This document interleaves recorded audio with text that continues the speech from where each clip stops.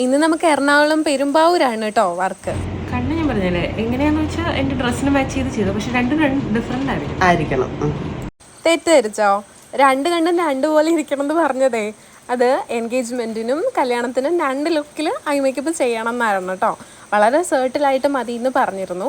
Skin based വേണമെന്നും ഉണ്ടായിരുന്നു. അഞ്ജുവിൻ്റെ demands ഇതൊക്കെയാണ്.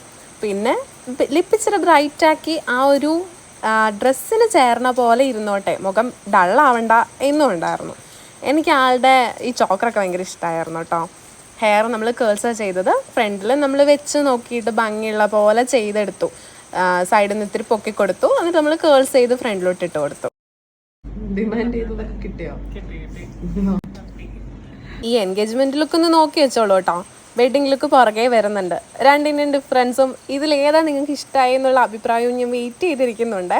അങ്ങനെ ആൾ പോകുന്ന വഴിക്കും കൂടെ ഒന്ന് കറക്കി ഒരു വീഡിയോ കൂടെ എടുത്ത് പറഞ്ഞു.